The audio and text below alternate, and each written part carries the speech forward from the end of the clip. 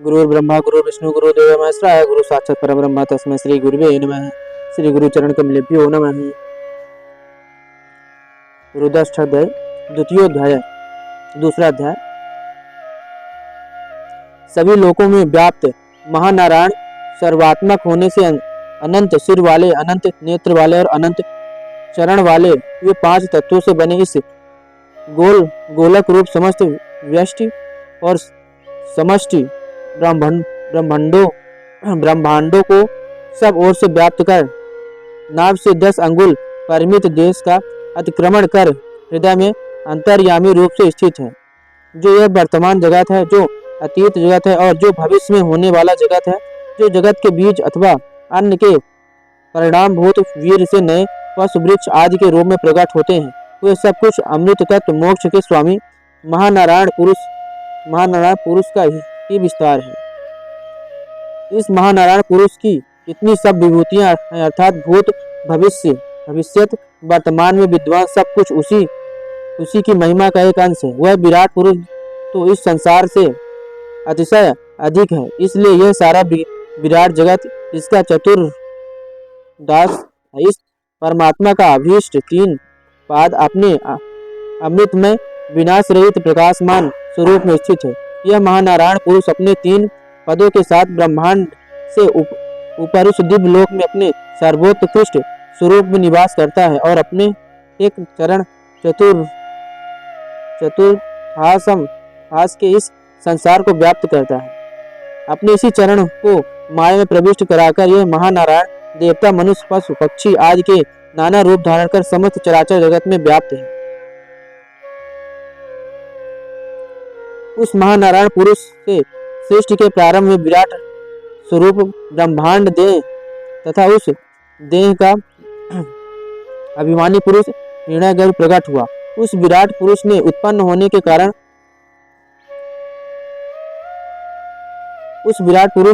होने के साथ ही अपनी श्रेष्ठता स्थापित की। बाद में उसने भूमिका तदंतर देव, मनुष्य आदि के पूर्वों में शरीरों में का निर्माण किया। उस सर्वात्मा महानारायण ने सर्वात्मा पुरुष का जिसमें यज्ञ किया जाता है, ऐसे यज्ञ से कृष्णदाज्य को स्थापित किया। उस महानारायण ने उन वायु देवता वाले पशुओं तथा जो हरिण आदि वनवासी तथा अश्व आदि ग्रामवासी पशु थे, उनको भी उत्पन्न किया।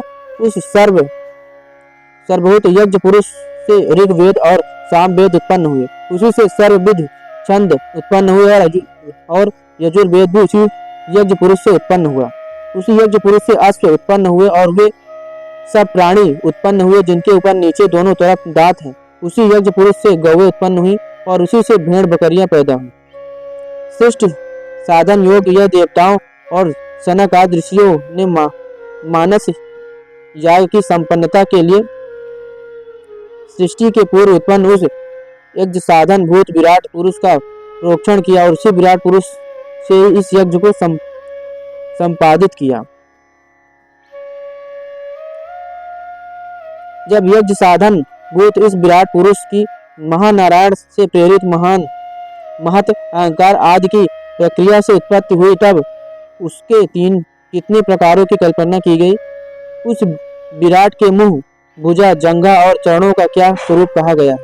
ब्राह्मण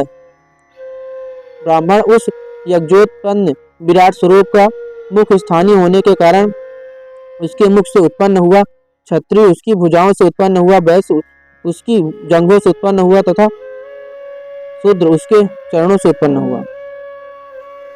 विराट पुरुष के मन से चंद्रमा उत्पन्न हुआ, नेत्र से सूर्य उत्पन्न हुआ, कान से वायु और प्राण उत्पन्न हुए तथा मुख से अग्नि उत्पन्न हुई। उस विराट पुरुष की नाभि से अंतरिक्ष उत्पन्न हुआ और सिर से स्वर्ग प्रकट हुआ। इसी तरह चरणों से भूमि और कानों से दिशाओं की उत्पत्ति हुई। इसी प्रकार देवताओं ने उस विराट पुरुष के विभिन्न अवयवों से अन्य लोकों की कल्पना की। जब विद्वानों ने इस विराट पुरुष के देह के अवयवों को ही हवि बनाकर इस यज्ञ की रचना की, तब वसंत ऋतु, ग्रीष्म ऋतु, समिधि और शरद ऋतु हवि बनी थी। जब इस मानस याग का अनुष्ठान करते हुए देवताओं ने इस विराट पुरुष को ही पशु के रूप में भावित किया। उस समय गायत्री आज 7 छंदों ने 7 परिधियों का स्वरूप स्वीकार किया। 12 मास 5 ऋतु 3 लोक और सूर्य देव को मिलाकर 21 अथवा गायत्री आज 7 अति जगती आज 7 और कृत आज 7 छंदों को मिलाकर 21 संविधाएं बनी। सिद्ध संकल्प वाले देवताओं ने विराट पुरुष के अवयवों की हव्य के रूप में कल्पना कर इस मानस यज्ञ में यज्ञ पुरुष महानारायण की आराधना की। बाद में ही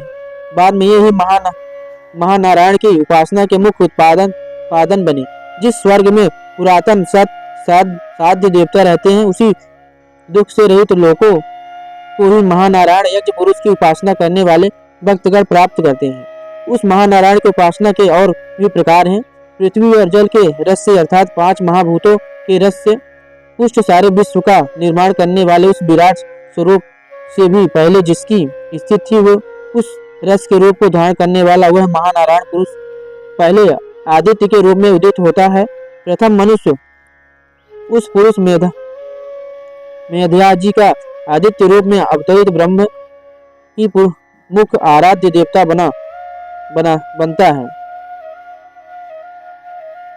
आदित्य स्वरूप अविद्या के लवलेश से भी रहित तथा यज्ञान स्वरूप परम पुरुष उस महानारायण को मैं जानता हूँ। कोई भी प्राणी उस आदित्य रूप महानारायण पुरुष को जान लेने के उपरांत ही मृत्यु का अतिक्रमण और अमृत्यु को प्राप्त करता है। परम आश्रय के निमित्त अर्थात अमृत तत्व की प्राप्ति के लिए इससे भिन्न कोई दूसरा उपाय नहीं है। सर्वात्मा प्रजापति अंतर्यामी रूप से गर्भ के मध्य में प्रकट होता है। जन्म न लेता हुआ विविध देवता तिर्यक मनुष्य आदि योनियों में नाना रूप में प्रकट हुआ है। ब्रह्मयज्ञी ब्रह्मा के उत्पत्ति स्थान उस महानारायण पुरुष को सब ओर से देखते हैं, जिसमें सभी लोग स्थित हैं। जो आदित्य स्वरूप प्रजापति सभी देवताओं को शक्ति प्रदान करने के लिए सदा प्रकाशित रहता है, जो ब्रह्मा विष्णु महेश आदि देवताओं का बहुत पूर्व काल से हित करता आया है, जो इन सब का पूज्य है, जो इन सब देवताओं से पहले प्रादुर्भूत हुआ है, उस ब्रह्म ज्योति स्वरूप परम पुरुष को हम प्रणाम करते हैं।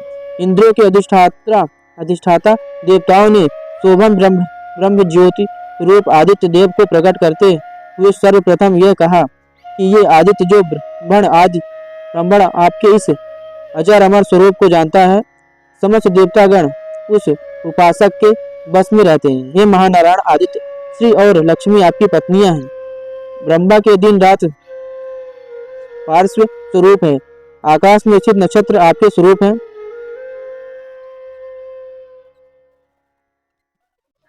धावा पृथ्वी आपके विकसित मुख हैं।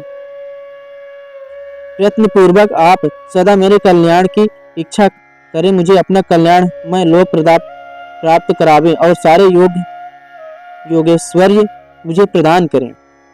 आज हमने रुद्राष्टक अध्याय का 2वां अध्याय किया।